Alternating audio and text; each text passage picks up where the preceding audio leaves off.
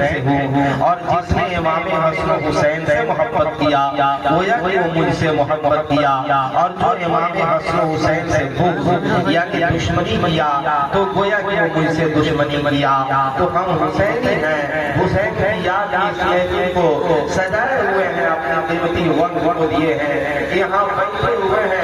یہ یقیناً امام حسن و حسین سے محبت کی بعید ثبوت ہے۔ اب آگے چلیں، میں بڑی تیزی کے ساتھ کربلا کے میدان میں لے کر کے چل رہا ہوں۔ کربلا کے میدان میں امام حسین رضی اللہ تعالیٰ عنہ کے سامنے دو باتیں دکھ رہی۔ جب سے یہ محفل شروع ہوئی ہے ہمارے علماء کرام یہاں تشریف فرما ہے، وہ آپ کو کئی ایک پیاری پیاری اور قیمتی باتیں بتائے ہوں گے۔ الحمدللہ اس علاقے کے سنیت کی دھڑک ہوئی جان، ہم لوگوں کی پہچان صوفی و صفا حافظ و قاری عبدالحمید صاحب قبلہ یہاں اسٹیج پر تشریف فرما ہے۔ میں جب فون کیا تو ان کی آواز میرے کانوں سے ٹکرا رہی تھی، یہ شیر کی طرح دہاڑ رہے تھے، ہاتھوں کی طرح چگھاڑ رہے تھے، اور قرآن و حدیثی باتوں کو آپ تک پہنچا رہے تھے۔ الحمدللہ اس علاقے میں اگر سنیت باقی بچی ہے تو حضرت کی نظر عنایت ہے۔ الحمدللہ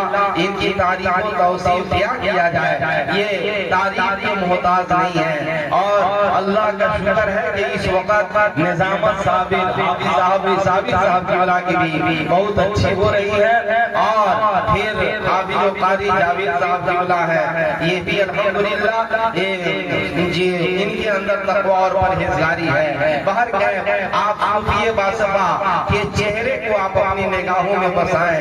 میں اپنے دل کی بات کہہ رہا ہوں کہ جب میں پریشان ہوتا ہوں اور ہم کو اچھا نہیں لگتا ہے تو حضرت کے پاس فون کرتے ہیں، اپنی دل کی باتوں کو کہتے ہیں اور دعا لیتے ہیں۔ جب ان سے گفتگو کر لیتا ہوں اور دعائیں مل جاتی ہیں تو الحمدللہ وہ آپ کو بلیا چلتی ہوئی نظر آتی ہے۔ یہ اسٹیج پر میں نے اس لیے کہا کہ آپ بھی انسان ہیں، آپ پر بھی مصیبت آتی ہوگی، لہٰذا جب مصیبتیں آویں تو آپ نیک لوگوں کو یاد کریں، نیک لوگوں کی طرف رجوع کریں، ان سے دعا کی درخواست پیش کریں۔ جب وہ اللہ کا نیک بندہ دعا کر دے گا تو آپ کو بلیا چلتی ہوئی نظر آئے گی۔ باہر خیر یہ ہم لوگ آپ کے مبارکباد ہے کہ ہم لوگوں کے علاقے میں ایک ایسی عظیم شخصیت جلوہ بار ہے۔ باہر خیر